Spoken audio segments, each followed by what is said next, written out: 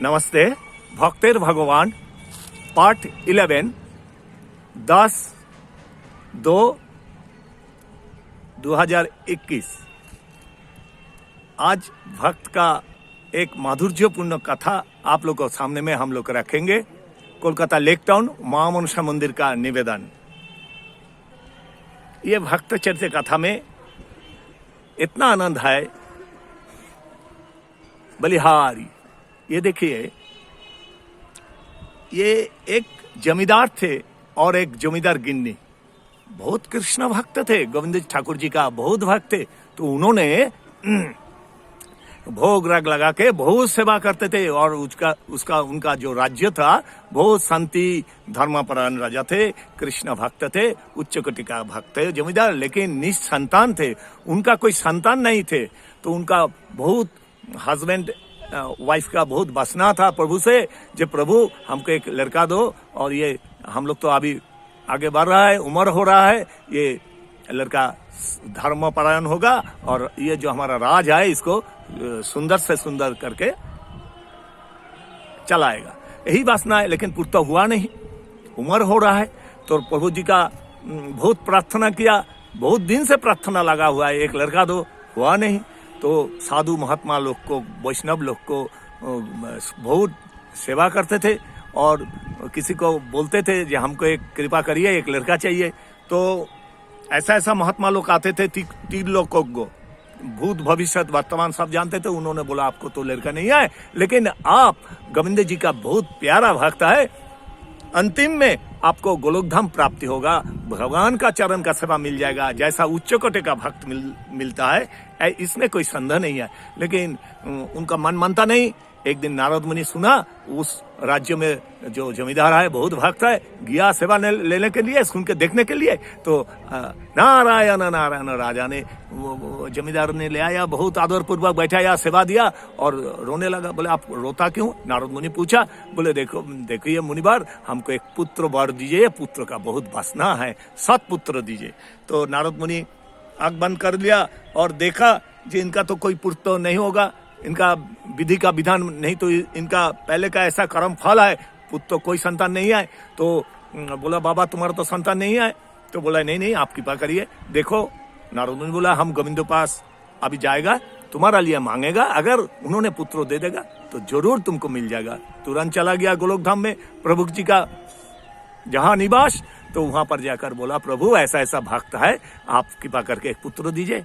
गोविंद बोला देखो नारद मुनिवर, उनको बोलो जाकर जे अंतिम में हमारा बहुत प्यारा भक्त है, अंतिम में गोलोकधाम में स्थिति होगा, मेरा सेवा मिलेगा, जैसा सब भक्त को मिलता है, उच्च कोटि का भक्त को मिलता है, चिन्मय देह धारण करके मेरा सेवा में उन्होंने गोलोकधाम में स्थिति हो जाएगा, निश्चित कर दो। लेकिन पुत्र नहीं होगा, इनका कर्म फल या इनका ऐसा ही उनका जो भाग्य चक्र है या कर्म फल है, पुत्र तो नहीं होगा, कोई लड़का संतान इनका नहीं है। हम कैसा विधि का विधान जैसा हम रचाया उसको कर्म फल हो जाए तो ऐसे मिलेगा ही, तो इसलिए तो ये संभव नहीं है। तो फिर नारद मुनि रिक्वेस्ट किया, बोला प्रभु देव हम बहुत प्यारा भक्त है, बहुत अच्छा लगा, आप कृपा करके तो हम मांगने आया।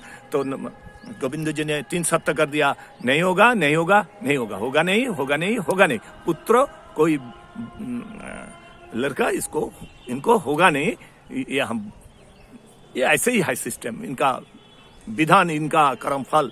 तो नारद मुनि मन विचार बैठाया, 3 सत्य कर दिया तो होगा ही नहीं। चलो भाई, प्रणाम करके चला आया जमींदार के पास। बोला देखो दुख मत करो, प्रभु जी 3 सत्य कर दिया, होगा नहीं होगा नहीं होगा नहीं, तो होना संभव नहीं है। तो तुम एक काम करो, जैसा सेवा पूजा कर रही हो, साम्राज्य चला रही हो, सद्भावना से मस्ती से चलाओ, अंतिम में गोविंद जी का स्वयं गोलोकधाम में तुम्हारा स्थित हो जाएगा, इसमें कोई भूल नहीं। ये वार्ता मुझे गोविंद जी ने दे दिया, तुम लोग स्वामी स्त्री गोलोकधाम में स्थित होगा जरूर, ये तो तुम लोग आश्वस्त रहो। और ये बोल के चला गया। तो उनका मन में बहुत दुख हुआ, जो गोविंद जी स्वयं बोल दिया, 3 सत्य कर दिया तो होगा नहीं। तो जो विग्रह था उनका, उसका चरण में गिर गया ठाकुर जी का, स्वामी स्त्री दुजन गिर गया और बोलने लगा प्रभु जीवन रखेगा नहीं, पुत्र का एक पुत्र जब तुम ही बोल दिया, 3 सत्य कर दिया तो कोई संभव नहीं है। तो रोते रोते 1 दिन 2 दिन 3 दिन 10 दिन हो गया, अनाहार, कोई आहार आदि बंद करके ये जीवन हम रखेगा नहीं,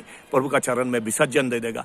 तो वही साम्राज्यों में, वही जमींदार का राजत्व में एक परम वैष्णव थे, जटा जुटोधारी एक सन्यासी थे, जंगल में तपस्या करते थे और बहुत बहुत उच्च कोटि के भक्त उन्होंने थे। उन्होंने आंख बंद करके देखा, एक जमींदार इतना उच्च कोटि का भक्त है, लेकिन उनका देह छोड़ने के लिए तैयार हो गया। कहे को गोविंदाचरण में गिर के पड़ा है, ये पुत्र नहीं होगा तो हम जीवन विसर्जन दे देंगे।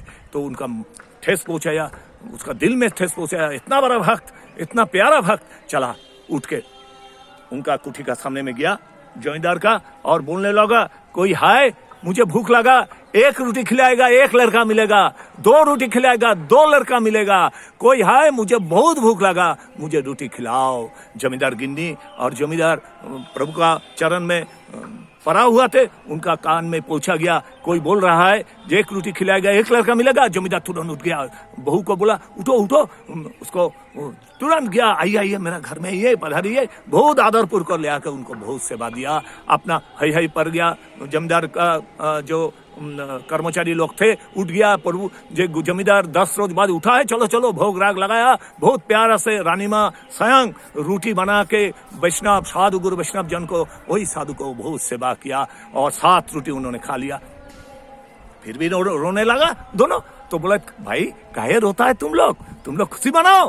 बोले प्रभु आप बोला एक रोटी खाएगा खिलाएगा एक लड़का मिलेगा, तो हमारा तो बोला नहीं ठीक बोला, हम कठोर रोटी खाया, बोले 7 रोटी खाया, बोले 7 लड़का तुम्हारा होगा।